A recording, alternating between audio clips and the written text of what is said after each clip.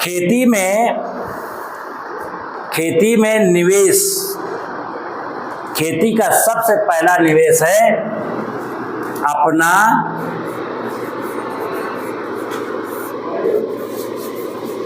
दिमाग। खुद का दिमाग लगाओ कि क्या उचित है और क्या अनुचित है। और ये दिमाग लगाने के लिए सबसे पहली शर्त है कि आपको लालच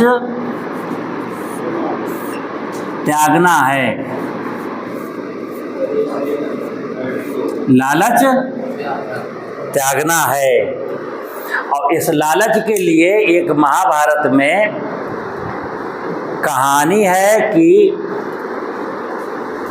शकुनी और दुर्योधन एक तरफ और धर्मराज युधिष्ठिर एक तरफ। शकुनी ने कहा दुर्योधन से, दुर्योधन के दिमाग में नहीं थी बात। शकुनी ने कहा दुर्योधन से कि दुर्योधन भांजे, देख कितनी अच्छी वो बन गई है इंद्रप्रस्थ, बहुत इकट्ठा कर लिया वैभव इनने। अगर उस वैभव को छीनना है भांजे, दुर्योधन युधिष्ठिर को पटा और जुए की फड़ पर बिठा। सो दुर्योधन ने युधिष्ठिर को कुछ लालच दिया या यही कहा भाईचारे में कि चलो भैया आज मिल करके जो है ना गिला शिकवा दूर करते हैं और थोड़ा सा खेल लेते हैं। तो युधिष्ठिर के समझ में आ गई बात, क्योंकि युधिष्ठिर के पास क्या था, बहुत बढ़िया संपत्ति थी, वैभव था, समृद्धि थी। तो समृद्धि को छीनने के लिए जुआ खिलाया गया। तो आप लालच आया ना, लालच है तो लालच में बैठ गए जुए की फड़ पर। ऐसे ही देश में आपको पता होगा, यहाँ शक आए, हूण आए, मुगल आए, अंग्रेज आए, काय गिलाने आए, क्योंकि आप समृद्ध थे। हमारे देश का किसान समृद्ध था, हर आदमी के घर में सोने चांदी का भंडार था, जहां डाल डाल पर सोने की चिड़ियां करती थी बसेरा, वो भारत देश था मेरा। तो समृद्धि थी। तो ये सब आए। अब सुनना, पहले वाले ने तो कहा इनकी समृद्धि इनकी लूट लो। तो शक आए, हूण आए, मुगल आए, ये तो सब लूटने में लगे रहे। फिर अंग्रेज आए तो देखा यहाँ लगभग सब कुछ लूट गया, बचा बहुत कम है। जो बचा है वही लूट लो। और लूटने के लिए इनके साथ खेती के अच्छे अच्छे मॉडल क्रिएट करो।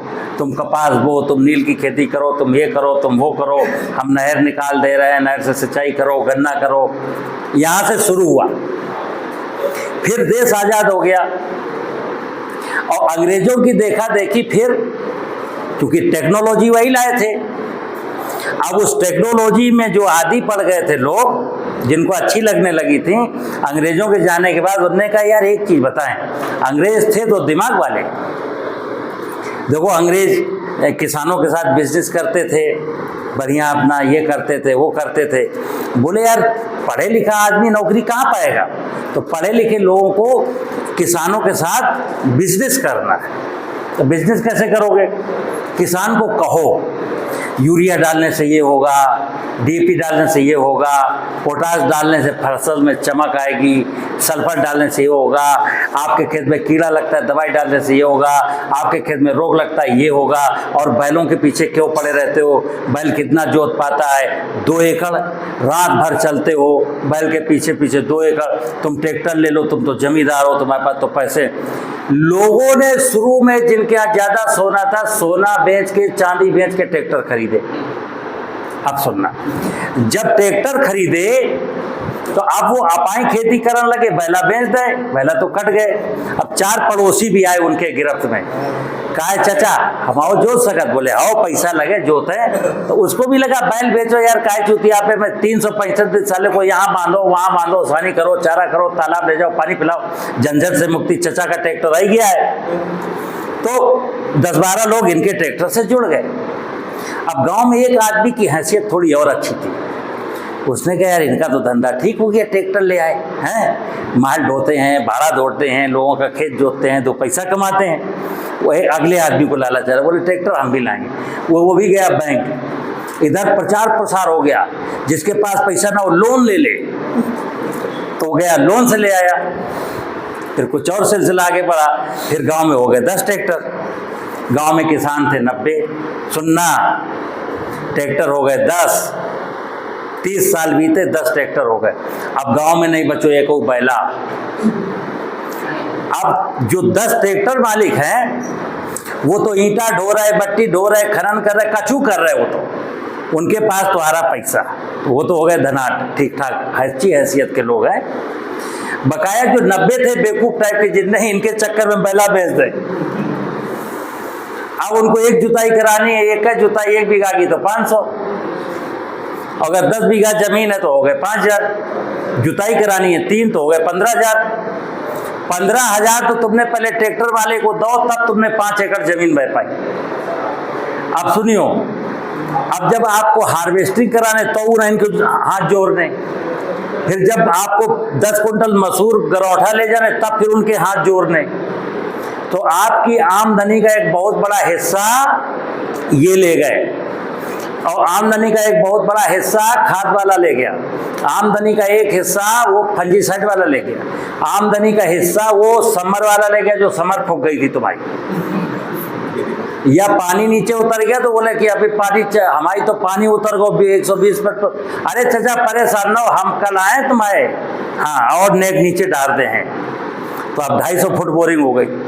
तो तुमने तो पूरी संपत्ति काहे के लालच में आकर के ट्रैक्टर में फंसा दी, खाद में फंसा दी, इसमें फंसा दी, दवा में फंसा दी, बोरिंग में फंसा दी, और तुम खाली के क्या हुआ।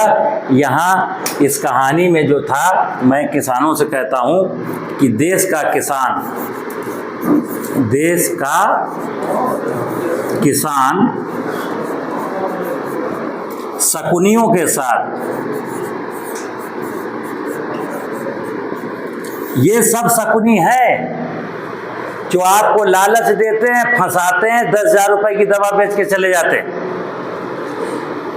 तो मैंने यहाँ लिखा है, अपना दिमाग कब काम करेगा, जब आपके दिमाग से लालच खत्म हो जाएगा, और लालच जैसे ही खत्म होगा वैसे ही आपकी खेती अच्छी हो जाएगी। क्यों? मैंने कहा कि माँ से मांगो। किससे मांगो? आपको अगर लालच भी हो तो देखो 30, 40, 50 साल का लालच में डूबा हुआ किसान कहाँ पहुंचा? आत्महत्या के लिए मजबूर हुआ। आज के 40 साल पहले बताओ कोई किसान आत्महत्या करता था क्या? खेती में घाटा हो जाने के कारण। लेकिन आज तो करने लगे ना। काहे? तुम जुआ खेल रहे थे ना, तो जुआ में इतने दांव लगा दिए, इतने हार गए कि अब आत्महत्या के अलावा कोई दूसरा रास्ता बचा नहीं। तो मैं क्या कहता हूँ, शकुनियों के साथ जुआ खेलना आप बंद कर दें। अब करेंगे क्या? जब शकुनियों के साथ जुआ खेलना बंद कर देंगे और अपना दिमाग लगाएंगे खेती में, तो दिमाग अच्छा क्या लगाओगे? आपके बुंदेलखंड की एक कहावत है, धनी ना होवे पास तो खेती धन को नाश। आप अपनी दुकान, आपका खेत आपकी दुकान है। सच्ची बताना, एक किसान अपनी खेत पर कै दिन जाता है साल में? ईमानदारी से बता दो, आप बता दो, अंदाजा बता दो। आप अपनी जमीन में कै दिन जाते हो साल भर में? साल भर में कोई समझ नहीं, 15-20। देखिए आप, मैंने नहीं कहा, और यही हकीकत है। 15, 20, 25 बार से ज्यादा कोई खेत में। जब आप 365 दिन में केवल 20 बार दुकान खोलोगे तो क्या पैसा आमदनी होगी जी? 365 दिन में जो किसान अपने दुकान को 365 दिन खोलेगा, 365 दिन जो दुकान खोलना सीख जाएगा, वही किसान लखपति और धनाढ्य बन पाएगा। उसी के चेहरे में खुशियां आएंगी। लेकिन दुकान अभी आप जो 15-20 दिन खोल रहे हो, क्यों खोल रहे हो? क्योंकि माल ही नहीं है दुकान में।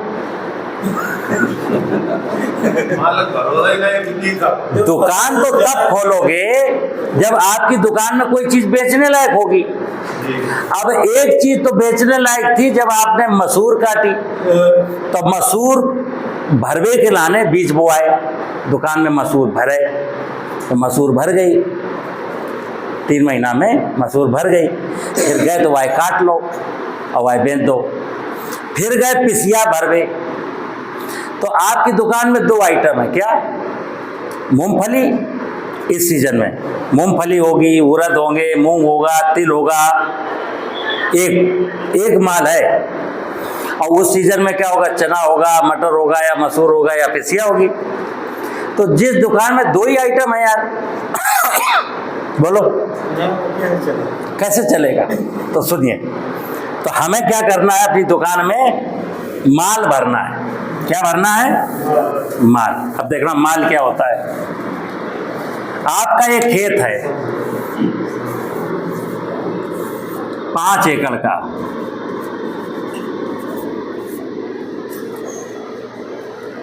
आपने इस खेत की मेड़ पर, इस मेड़ पर क्या लगा दिया? सुबबूर, जो बकरियन के लाने चारा है। जा मेड़ पर क्या लगा दो?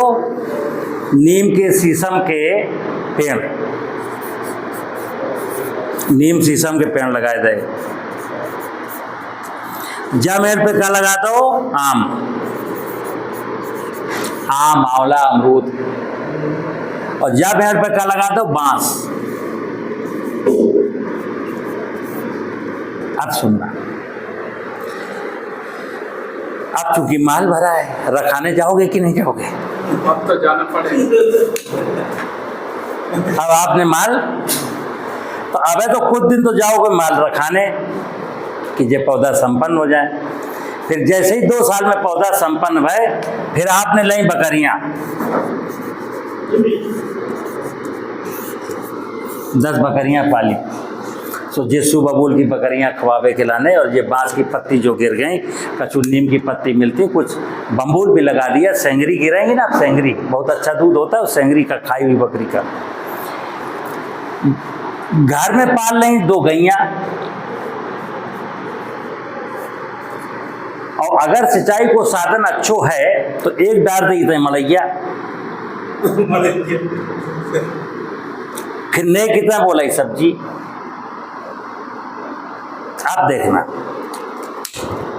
खेती का सिद्धांत यही है, खेती का नियम है, किसान ऐसी खेती करे जिससे उसके घर की सभी जरूरतें पूरी हो जाए, उसको बाजार जरूरतों के लिए न जाना पड़े। यहाँ क्या हुआ? दूध आपके पास है, जलाने की लकड़ी आपके पास है, बकरियों के लिए खाना आपके पास है, फल आपके पास है, छानी छप्पर के लाने बांस है। अब और जो बचा, अब इस खेत में हमें क्या करना है? जब खरीफ आएगा तो खरीफ में क्या करोगे? जैसे अभी हम उर्दा छींट आते हैं, क्या करते हैं? बोने नहीं जाते हैं। ये बात हमारी झूठ हो तो बताना, भगवान कसम, बुंदेलखंड का चप्पा चप्पा छाना हमने। यहाँ केवल मूंगफली का किसान दावे के साथ कहता है, बाबूजी मैंने मूंगफली बोई है। उर्द का, मूंग का, तिल का किसान कहता है हमने तो तिल छिटाए थे।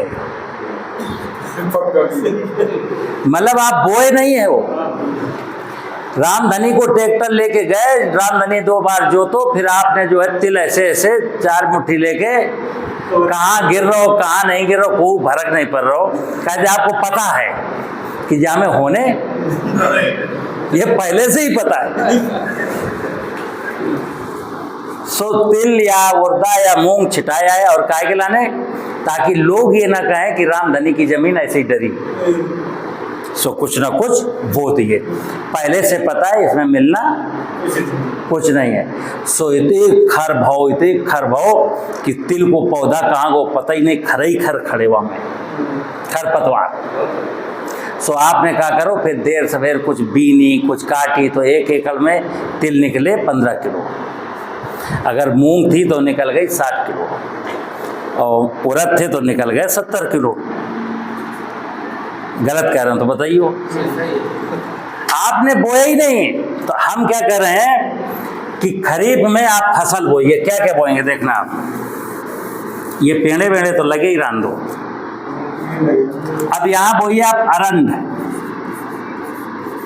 अंडी, थोड़ा सा ज्वार, थोड़ा सा बाजरा, थोड़ा सा तिल, थोड़ा सा उड़द, थोड़ा सा मूंग, थोड़ी सी मूंगफली। आपके यहाँ माल भर गया।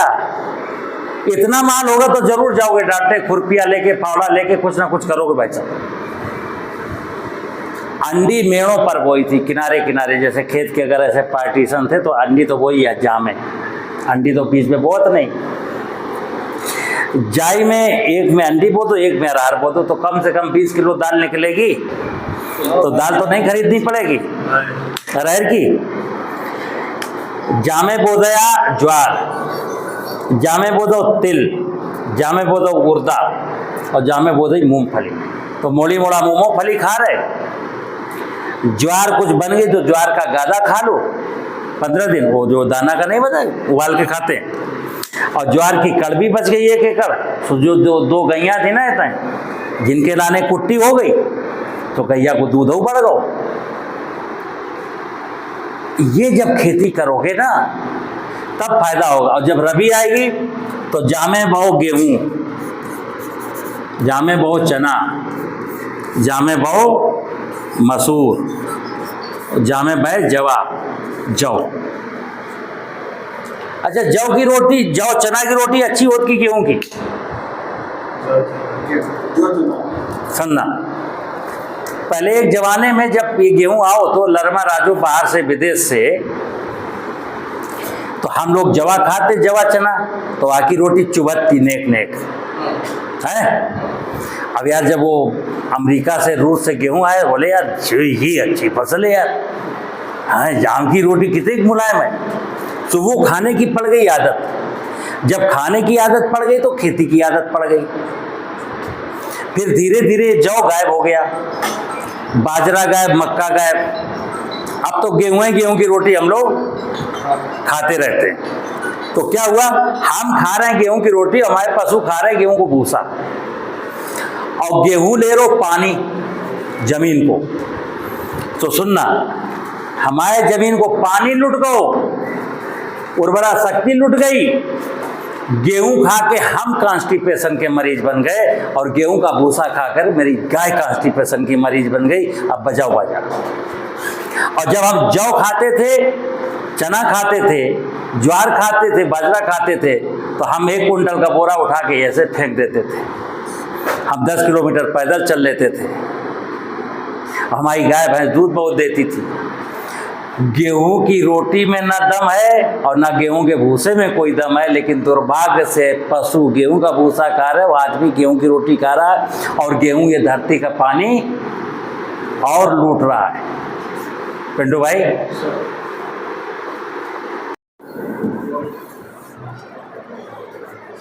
अब आपको मैं एक स्टार्ट कर दो है, अब समझना बात को। हम लोगों को क्या चाहिए, मैंने शुरू में बताया, देखो भूल गए, बोलने की बीमारी मत रखो। हमको चाहिए सुख, चाहिए शांति, चाहिए समृद्धि, चाहिए। हमारी असली ख्वाहिश है कि मुझको सुख चाहिए, शांति चाहिए, समृद्धि चाहिए। पहला सुख निरोगी काया। अगर शरीर निरोगी है तो इससे बड़ा कोई सुख संसार में नहीं है।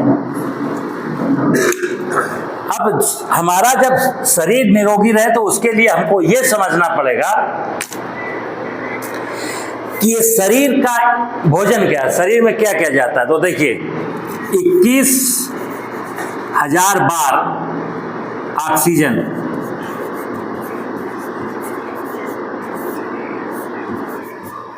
20 बार पानी और 2 बार भोजन, हाँ कि नहीं? आप जो 21,000 बार ऑक्सीजन ले रहे हो, ये ऑक्सीजन शुद्ध नहीं है, इसमें जहरीली गैसों का कंटामिनेशन है जो आपके शरीर को कमजोर कर रहा है। जो दिन में 20 बार पानी पी रहे हो, इस पानी में बहुत प्रचुर मात्रा में हैवी मेटल हैं जो आपको नाना प्रकार की बीमारियों को जन्म दे रहे हैं। ये जो 2 बार रोटी तोड़ रहे हो, इस रोटी में, सब्जी में, दाल में भी बहुत सारे केमिकल हैं। तो ये पहला सुख निरोगी खाया की तो बात खत्म।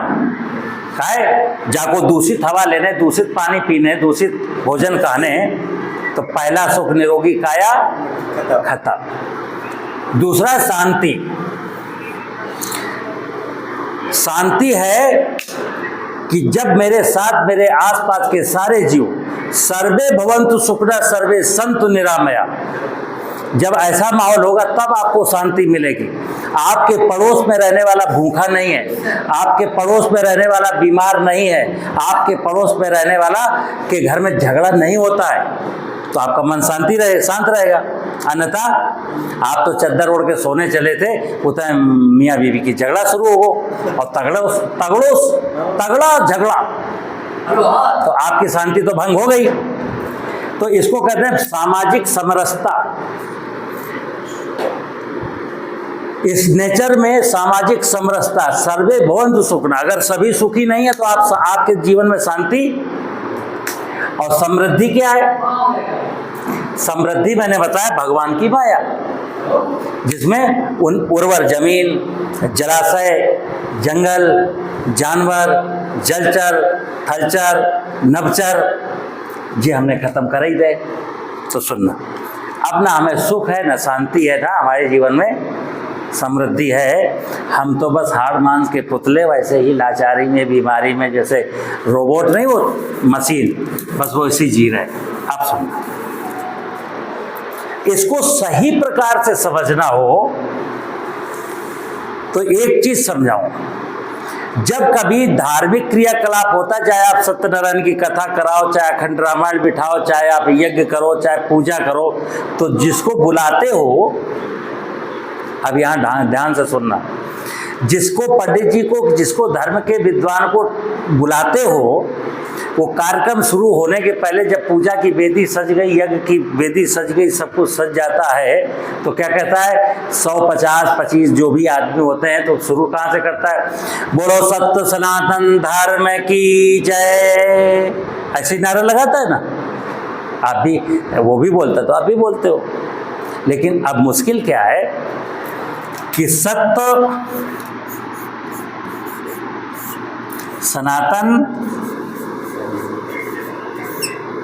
और धर्म, ये बाल बोला गया, बोलो सत्य सनातन धर्म की जय। अभी बताइए हमें, आप लोगों में को मैं सत्य जानत, या जिन पंडित जी ने कहे कि बोलो सत्य सनातन धर्म की जय, वो पंडित जी बताएं सत्य जानत?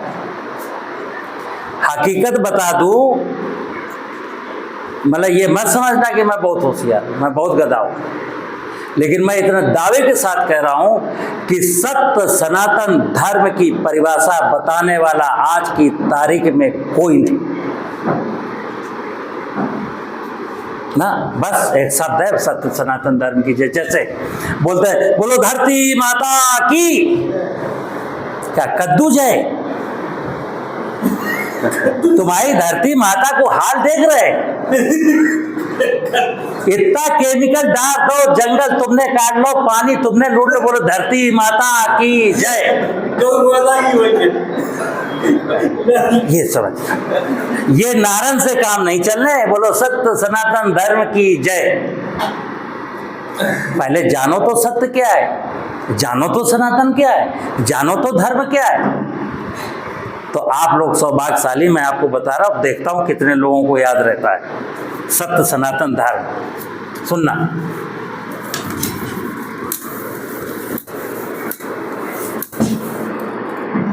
सत्य, पहला शब्द क्या है? सत्य के बारे में कहा गया है, सच घटे या बढ़े, सच न रहे और झूठ की कोई इंतहा ही नहीं। सच न घटता है और न सच बढ़ता है, सच हमेशा सच ही रहता है। ऐसे 6 शब्द हैं जो हमेशा सच हैं। नंबर 1 परमात्मा, और फिर उसके बाद जो मैंने बताया पंच महाभूत। जमीन न घटती है न बढ़ती है, पानी इस संसार में जितना उतना ही रहेगा, न घटता है न बढ़ता है। आकाश न घटता है न बढ़ता है, सूरज न घटता है न बढ़ता है, हवा न घटती है ना। तो ये 6 सच हैं। अब ये पंच महाभूत धरती,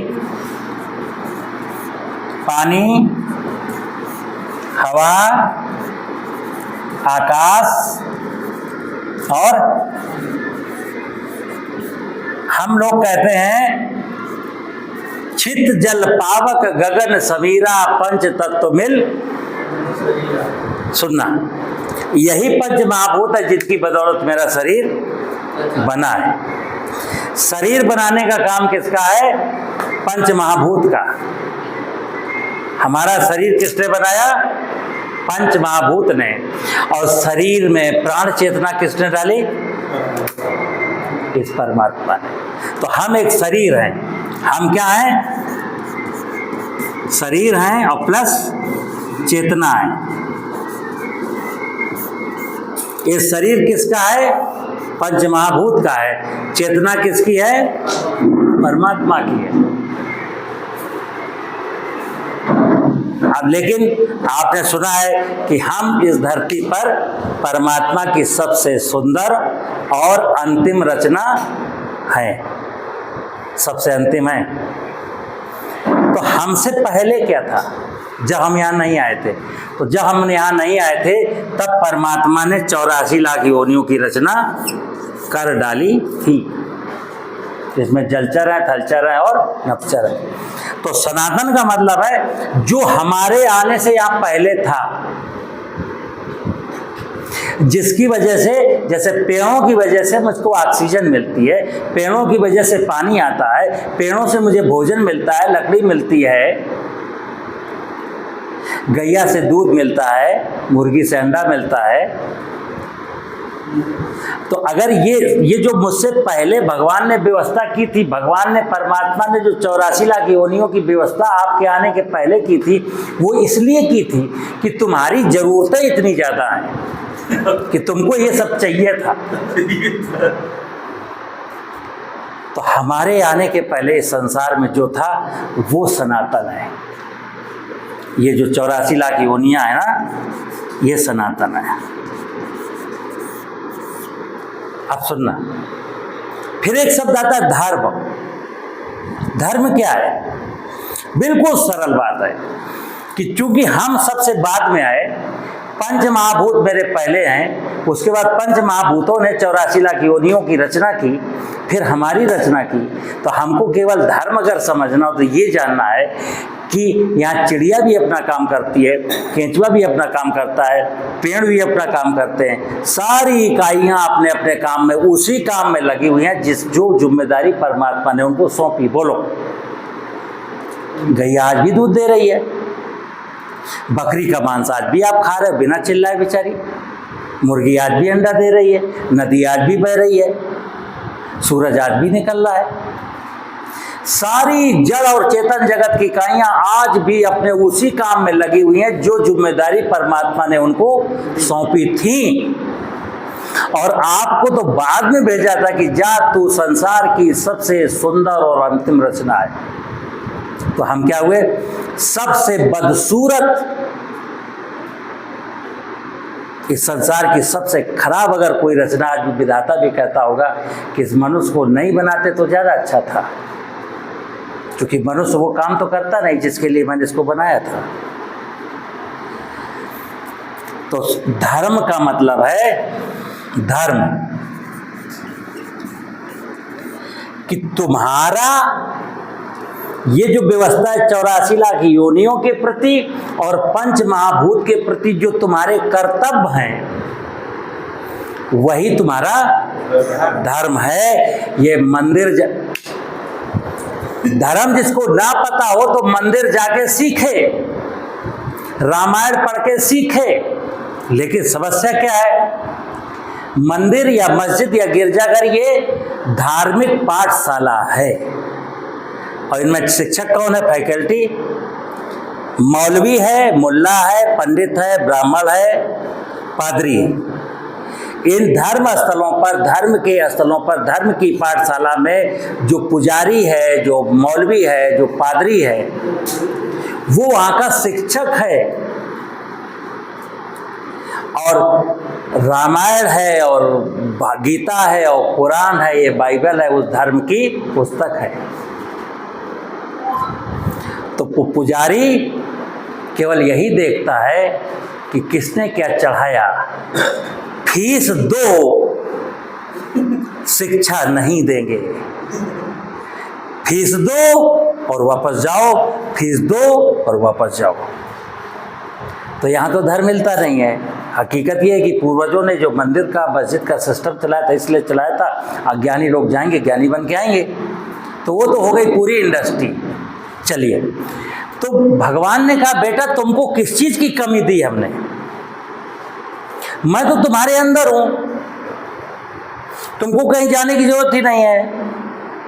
तो हमसे बात करो, आंख बंद करो, हमसे बात करो। हे परमात्मा, मेरा इस संसार में क्या धर्म है, मेरी क्या ड्यूटीज है, तो मैं आपको बता दूंगा कि देख बच्चा, धरती के साथ अन्याय मत कर, पानी को मत बहा, जंगल को मत काट, कीट पतंगों को मत मार, मेंढक को मत। इस दुनिया में आपको किसी से दुश्मनी नहीं पालनी, क्योंकि सारी इकाइयाँ आपके लिए ही हैं। और कसम भगवान की, आप अगर सांप को छेड़े ना, हमारे दाएं बाएं 25 सांप घूमते रहें, बस मैं शांत बैठा रहूं, आपको कोई सांप नहीं काटेगा। और यहाँ तक अगर आप किसी टाइगर रिजर्व में चले जाएं, जिस रिजर्व में हिरन, भालू, लोखड़ी, खरगोश यानी शेर जिसको भोजन करता है, अगर वो भोजन उसका वहाँ है, आप आराम से जंगल घूमिए, आपके पास शेर आएगा, आपको कतई नुकसान नहीं पहुंचाएगा। क्यों? इतना वो भी जानता है कि मनुष्य, परमात्मा ने कहा है देख भाई शेर, ये मेरी सबसे सुंदर रचना, इसको नहीं छेड़ना। इसके बाद उदाहरण मिलेंगे, आप लोग कहेंगे कि नहीं साहब वहाँ तो शेर एक आदमखोर आया, आदमी को खा गया। वो कब खा गया? वो तब खा गया जब आपने उसका हिरन खा लिया। तब खाया उसने, क्या करे बेचारा, ठीक है ना? तो मैं क्या कहता हूँ कि सत्य का मतलब ये परमात्मा, धरती, पानी, हवा, आकाश, अग्नि, ये सत्य है। और सनातन का मतलब है 84 लाख योनियां जिनका निर्माण मेरे पहले हो चुका था। और धर्म का मतलब है कि संपूर्ण व्यवस्था के साथ जो मेरी जिम्मेदारी है, उस जिम्मेदारी का निर्वहन जो करता है वही धार्मिक, बकाया जो नौटंकी करता है। और फिर बता दूं, ये परमात्मा नौटंकी बाजों से बहुत नफरत करता है। जो जंगल काट करके यज्ञ कराता है, धरती का पानी लूट करके जो है सत्यनारायण की कथा कराता है, जो कौवा को मार करके, इल्ली को मार करके, माऊ को दबा छिड़क के मार करके जो आता है, फिर वो कहता है कि आज मैंने पूजा करी। कर ले पूजा। उसका साफ निर्देश है। जिसको मेरी व्यवस्था पर यकीन नहीं है, जिस इंसान को मेरी व्यवस्था प्रिय नहीं है, वो इंसान मुझको प्रिय नहीं है। और इसीलिए मैंने कार्तिकेय और गणेश की आपको कहानी सुना दी, ठीक है ना? तो आपको अच्छी खेती करनी है, उन्नत खेती करनी है, तो सिंपल बात है, किसी को मारना तो है ही नहीं हमको, क्योंकि मेरे बुजुर्ग कह गए दाने दाने पर लिखा है खाने वाले का। अच्छा बताओ, इस संसार में जितनी धरती है सब में किसान खेती कर रहा, सब वही खाएगा। तो चिड़िया क्या खाएगी, केचुआ खाएगा, मधुमक्खी क्या खाएगी, तितली क्या, हिरन क्या खाएगी, क्या खाएगा भाई?